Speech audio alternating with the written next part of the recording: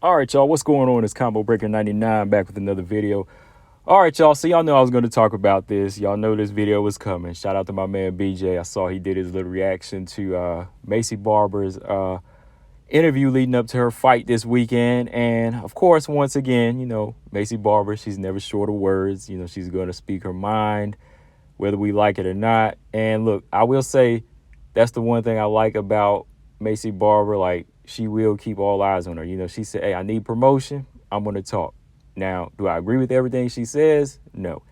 Does everything she say make sense? No. But is it entertaining? Yes. All right, it is entertaining. But anyways, all right, so Macy Barber talked about a few different things, and I was just kind of listening to each one, and each one was more delusional than the next. I'm just like, okay. But I want to talk about this particular one because we got a big fight coming up between her and Chookagian, and we got another big fight coming up that she addressed, and she talked about two flyweights that y'all know we all have on our radar because that's the fight that makes sense. Y'all know who I'm talking about. Macy Barber was asked about Aaron Blanchfield and Fiorot. But before I talk about what she said, and this is what I'm saying, sometimes, man, these reporters, man, like, just stick to questions about their fight, because if you ask Macy Barber or any particular fighter a question, they're going to try their best to answer it. And sometimes the answer is going to make sense, sometimes it's not. And I wish y'all would have just asked her questions about Chookagian or Caitlin Seminary.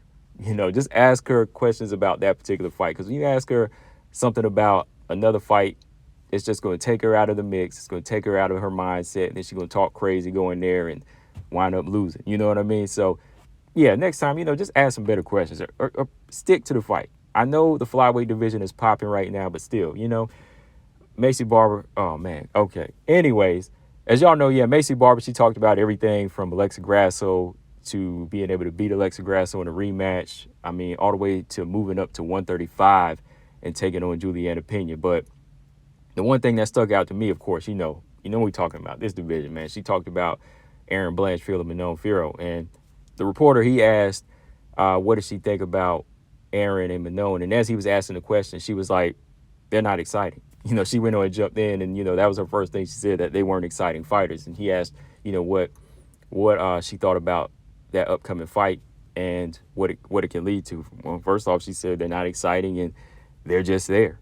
She just basically said that Manon and Aaron are fighters that are just there. She said they're good fighters, but they don't have everything, or they don't have the tools to get a title shot, or, to be title contenders or be dominant champions. She said, really, she don't care about that fight. Like, she didn't even answer. Like, when he asked, like, how does she think the fight's going to go, she was just kind of like, I don't care about this matchup. She really downplayed the thing. And I'm just like, okay, like, what's going on here? Look, I know that fighters are supposed to have that competitive mindset, but at least, come on, acknowledge the fight, kind of promote your division and make it sound like these girls are some threats. You know what I mean? Like, that's the one thing about Macy Barber. Like, I understand she's in her own world and, she's got that confidence, but sometimes that thing just spills over to arrogance. And, my whole thoughts on how she feels about the fight, okay, I disagree. I disagree. And for her to say that they're not exciting and nobody's talking about them, nobody's even saying like, oh, Aaron or oh, Manon. No, like, listen to your hardcore fans. Like, Macy Barber should know, like, the hardcore fans on YouTube, the hardcore fans on Facebook, wherever, her fans, they know that the followers of her division know that Aaron and Manon are big deals at 125. Even more so bigger deals than her. Like, the reason Macy's got that big following is because there's a lot of simps for her, because they think she looks good, or, they're just into what she says. She's got some good knockouts, things like that. But when it comes down to actual relevant fighters in the division that are significant to the division right now and that are real threats to the champion and Valentina, we're talking about Aaron and Manon, right? Everybody knows that. Every hardcore analyst, real WMMA analysts on YouTube like me, we looking at Aaron Manon. I'm looking at Barber now. I just put her in my threat list as somebody that could be a potential top 5 contender or eventually fight for the title. But have I ever said Macy would probably win the title? No, not yet. Maybe one day, but not yet. But when it comes to the fighters that are threats, real threats for the belt and that deserve a title shot, That's Aaron and Manon. On top of that, really, you could just line up Aaron and Manon now and take your pick. Either one of them could defend against Alexa Grasso. They're both 6-0 right now. So for her to say, like, they're just there, you know, and they're not really, like, good. They're good fighters, but they're not really, like, title contenders. I mean, that's crazy talk. I mean, they both got 6 wins apiece.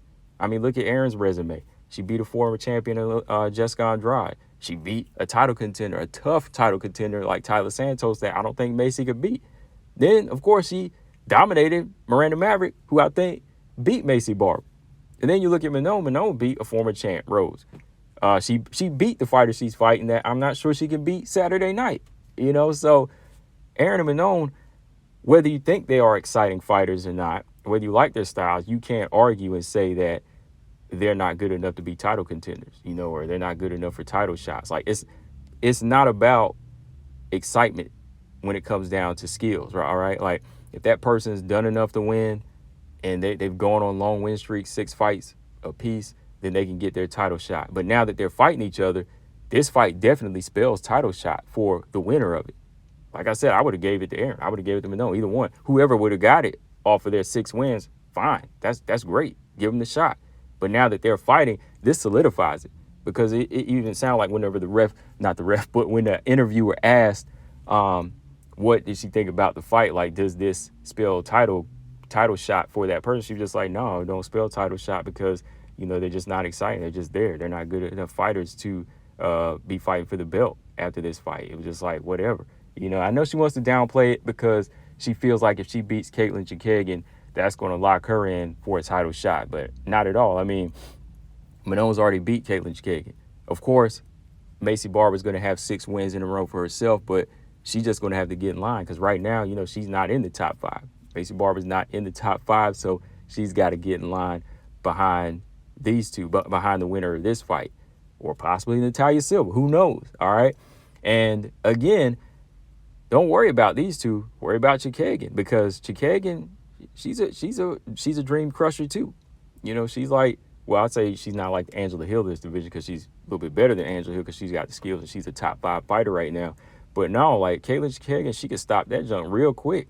You know, Manon got her, you know, she got her position too, but going through Chookagian was a tough fight for her. You know, it was a close battle for her. So when I look at somebody like Macy Barber, who doesn't really have that speed or striking IQ like a Manon, this fight could be tough for her. She's got to go in there and finish it, which she said she's looking for. She's not looking to point fight with Caitlin Chookagian. She's actually looking for that stoppage, but she's got to have the skills to set up the stoppage. All right, which we'll talk about my full-on prediction on this one. But I think the way her mindset is right now, look, I give her credit. When, you know, Macy Barber goes in there and fights, she fights her butt off.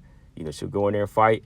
But shout out to my man BJ. Look, I know he said that this is what we've been saying about Macy Barber. No, like, I haven't been saying this about Macy Barber when it comes to her fighting anybody. No, like, I've said she's an improving fighter.